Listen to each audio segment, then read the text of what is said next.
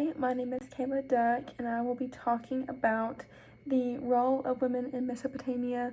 I'm so sorry if I butchered that name. I'm not good at pronouncing stuff, but I'm trying, so I'm sorry in advance. If you see me looking this way, it's because I'm just checking my notes.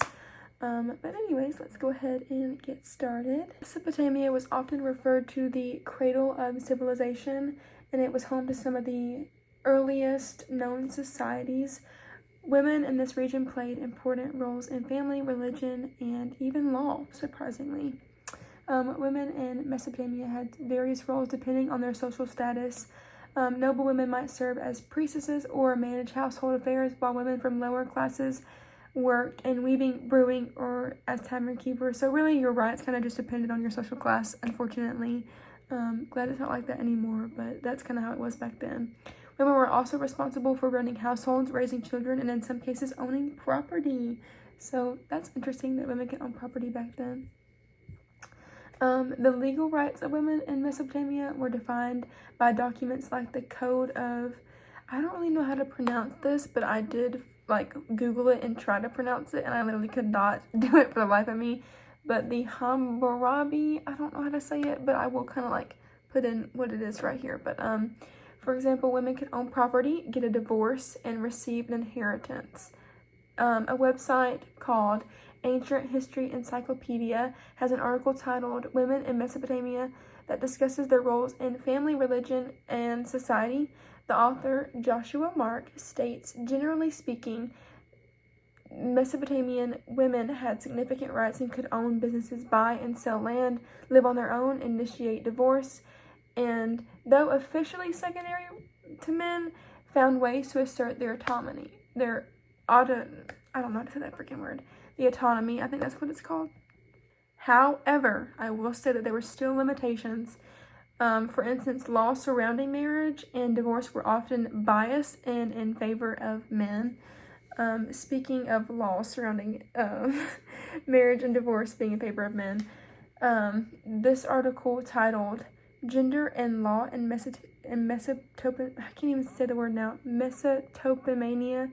This article states, in terms of actual laws, the punishments for various crimes, including adultery, were generally much harsher for women than men. It was much more difficult for a woman to obtain a divorce than for a man. And while women were technically still able to inherit property, special interventions had to be made for daughters to inherit instead of sons, making this more of an exception rather than a rule. So obviously, even though women had these rights, they kind of didn't, because it depended on your social class and it depended on if a man was going to be in charge or not.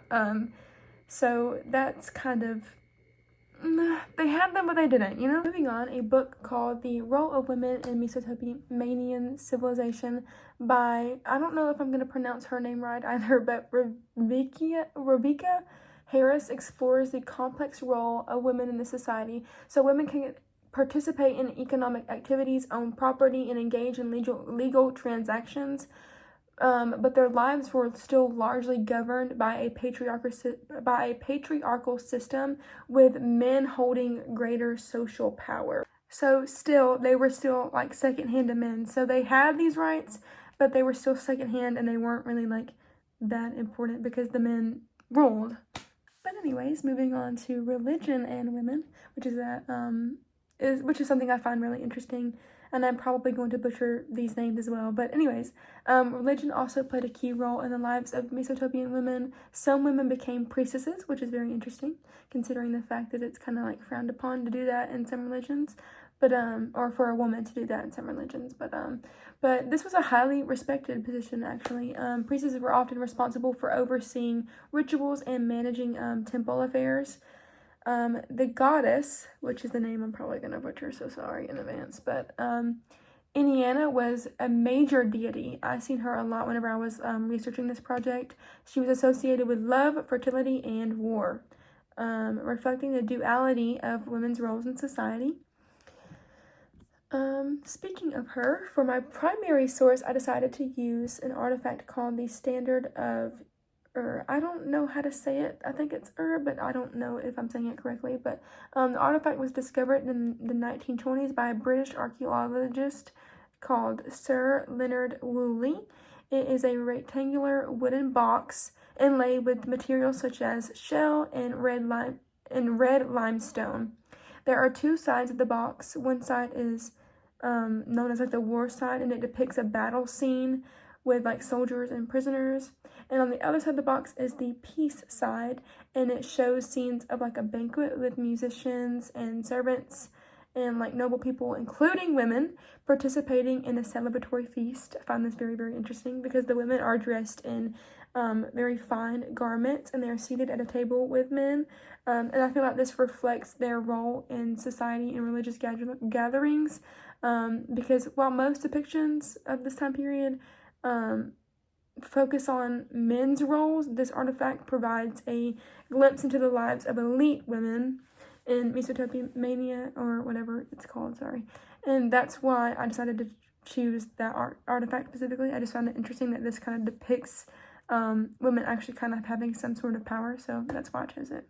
In conclusion, women had important roles in the home, and they also had them in society, but their rights and opportunities were largely determined by their societal status and the gender norms of that time period. But anyways, thank you so much for listening to my presentation. I hope that you enjoyed it, and I hope that you gained some knowledge, or I hope that you at least found some parts of it interesting. Yeah, thank you.